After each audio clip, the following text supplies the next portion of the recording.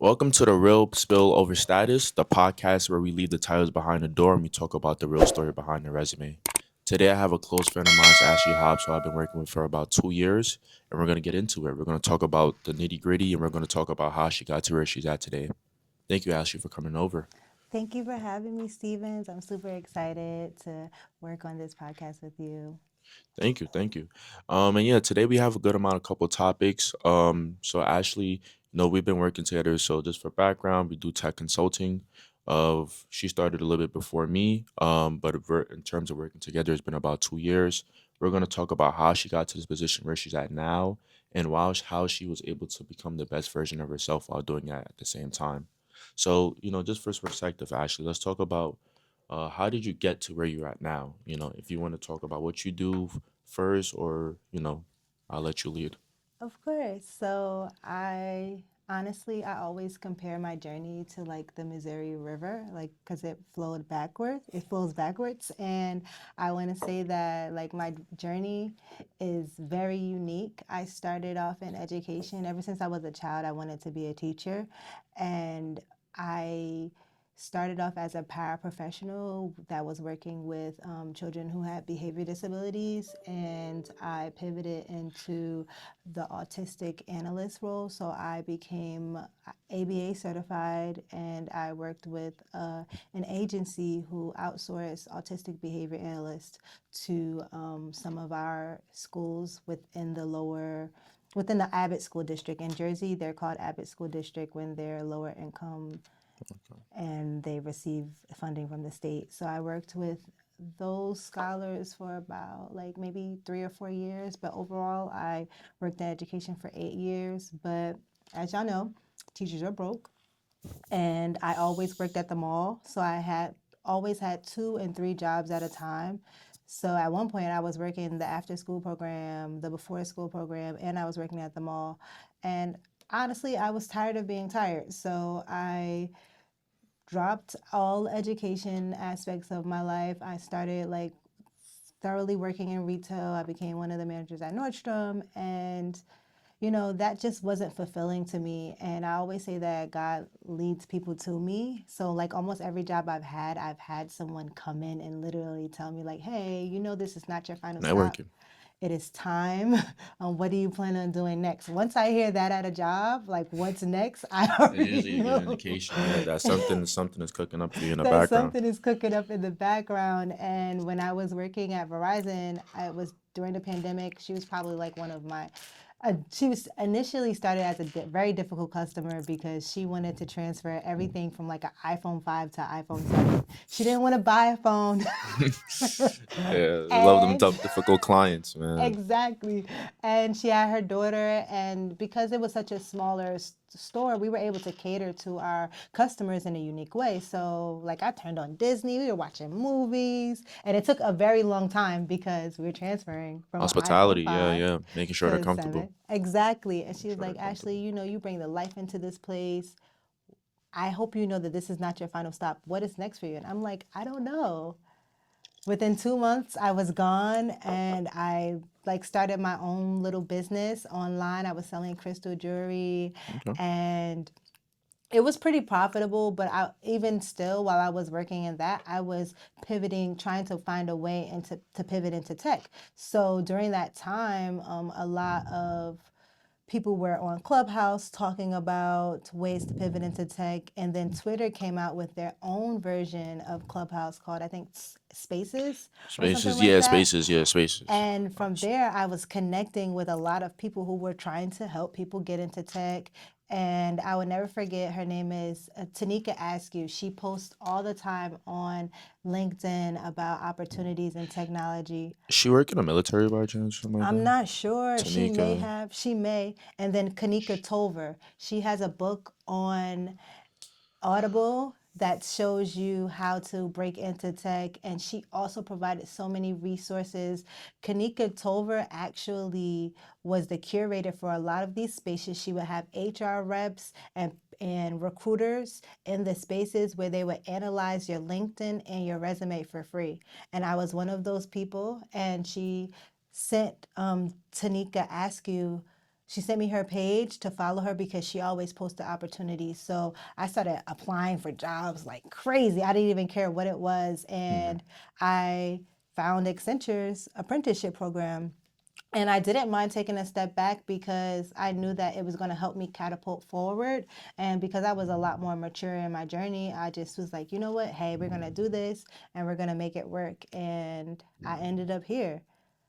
And just to just to dissect some of that a little bit about what you said. So you started off, you was doing education for about 8 years, right? Right.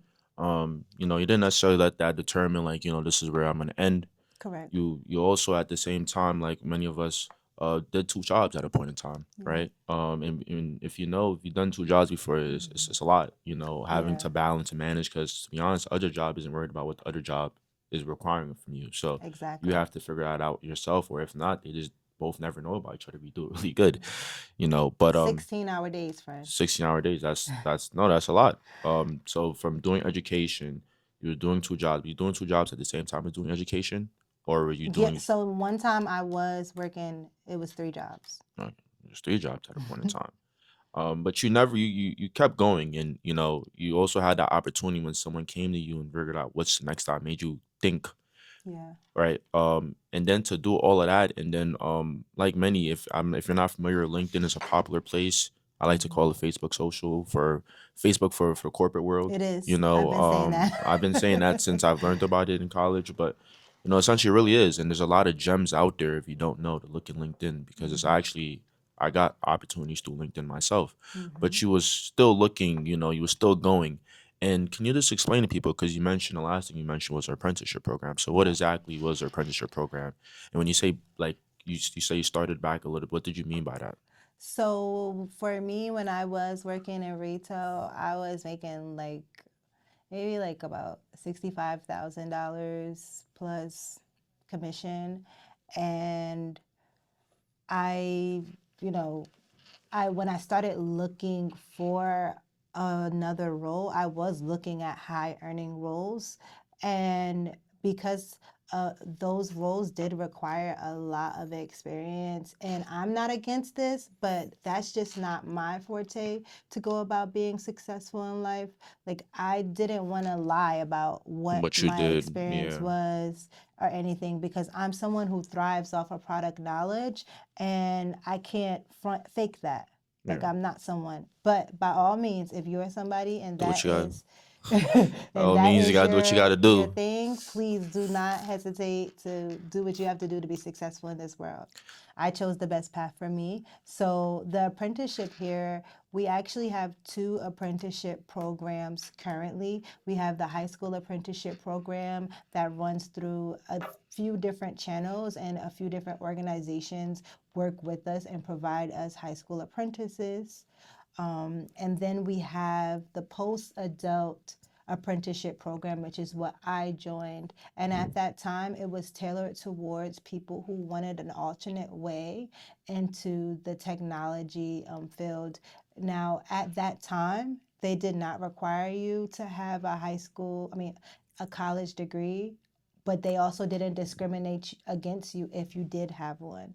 Now, things may have changed. I do know that we are, for some of our apprenticeship programs and delivery centers, we are tailoring this experience towards people who do not have a college degree. So, but at that time, we were not discriminating, but we were not saying that you couldn't join because you had a college degree. Yeah, So that was really helpful for me. It allowed me to really like gain my ropes here at Accenture, especially in the consulting world, because it's a lot to learn politics wise and just really just the learning the lingo. way the Yeah, language just here language. Yeah, um, and and how to conduct yourself, honestly. when you talk about being an apprentice, how was that like? Because I mean, we've been here for some time. Just like you said, there's politics, right? Right, How is it? Do you feel like for someone like myself, like I didn't necessarily come from an apprenticeship program. I came right, from a program could call like internship. Essentially, right. it guaranteed me like a first round interview, and I came and I started as an analyst. So, Hmm. what did you feel like through? what was those first couple months? I mean, first Oh, off, it's a life changing, it's a corporate space, and life be hmm, life, and not just for people, for companies too. I yeah, think we forget to realize that, we just look out the outside and we're like, yeah, they're doing great, but right, life be life, and for everyone, exactly. all perspectives. So, how was that first couple months? How was that experience, and did you feel like at any point in time was you looked at differently as a post analyst or same opportunities per se? So my first couple of months were very unique. I what really, honestly, I could start it from here.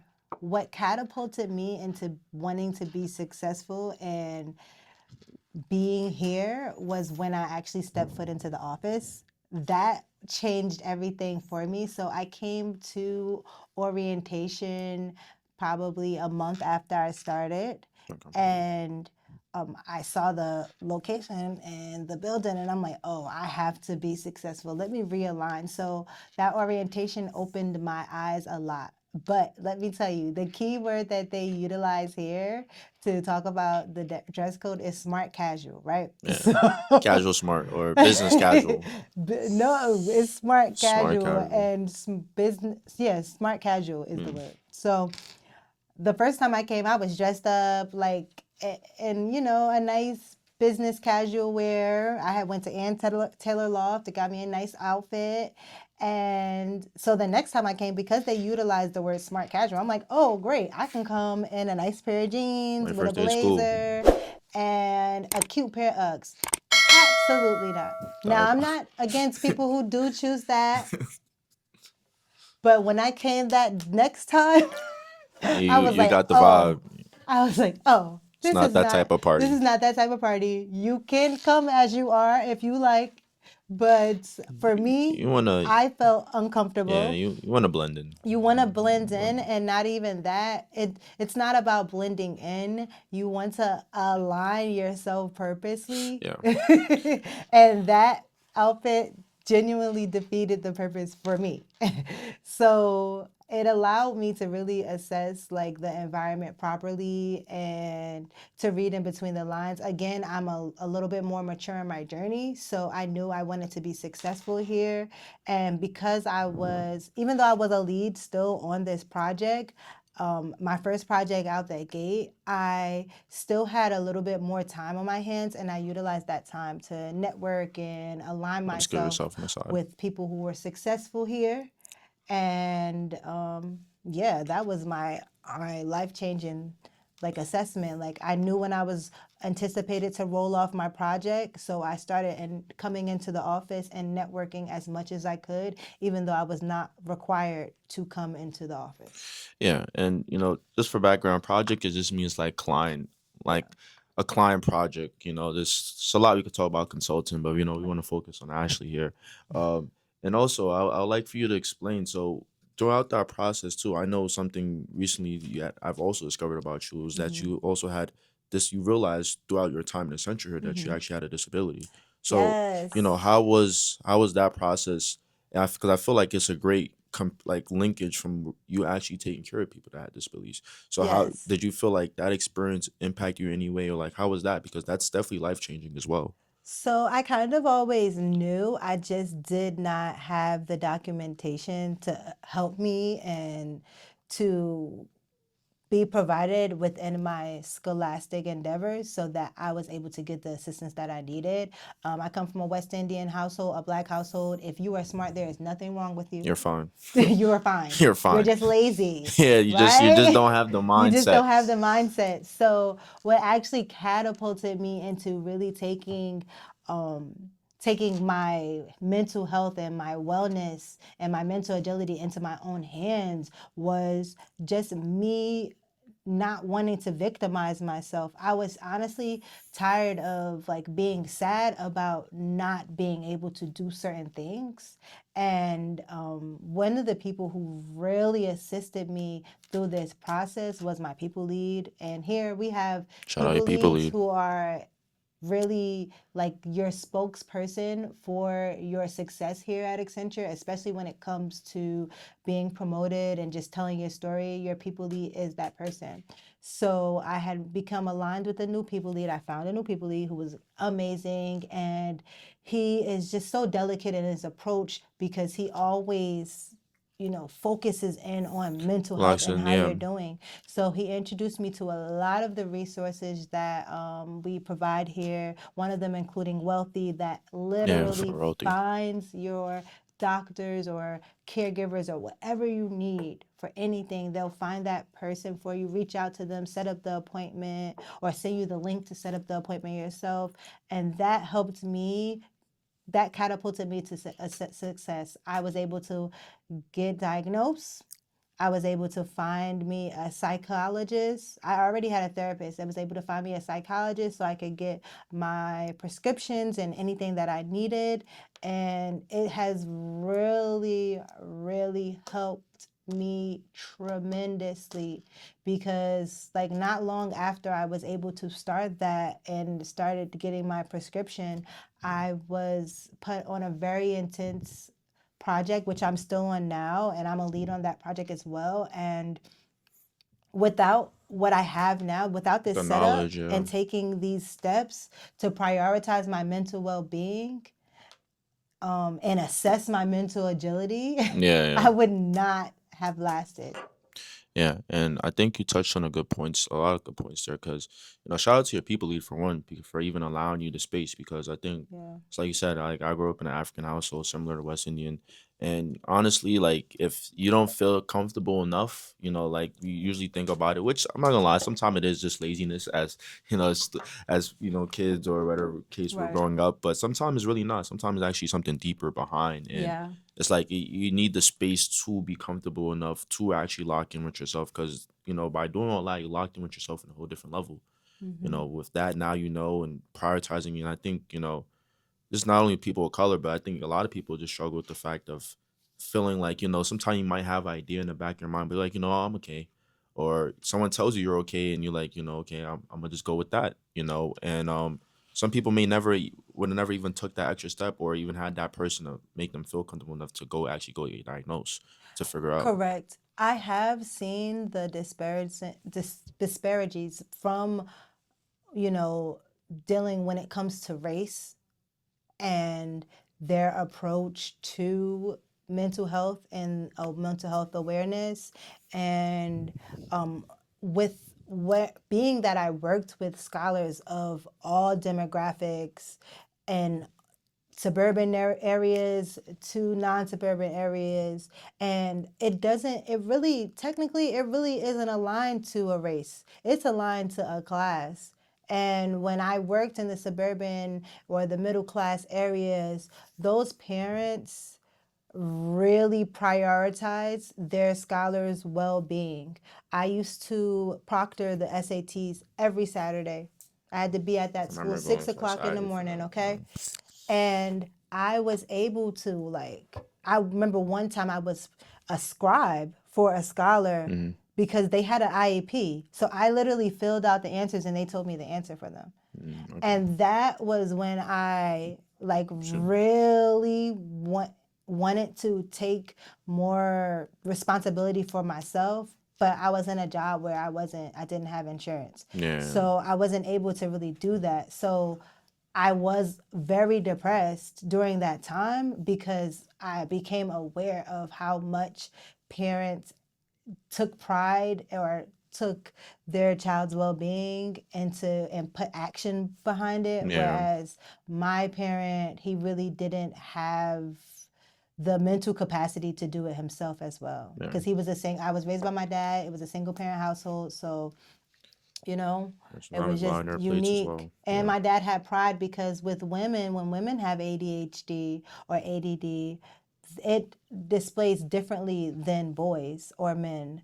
And for us, we tend to be overachievers, overlearners, yeah. extremely smart, and extremely talkative. Figure it out. And because we know so much, like I started reading when I was 3 years old. I was reading encyclopedias. I knew the capital of Egypt before I knew the capital of New Jersey. Yeah, So there was nothing wrong with no, me. nothing wrong with that. You're Like exploring out behind just your environment. There's my nothing wrong mom with put that. me in school because I had took apart the phone trying to put it back together to see what was inside.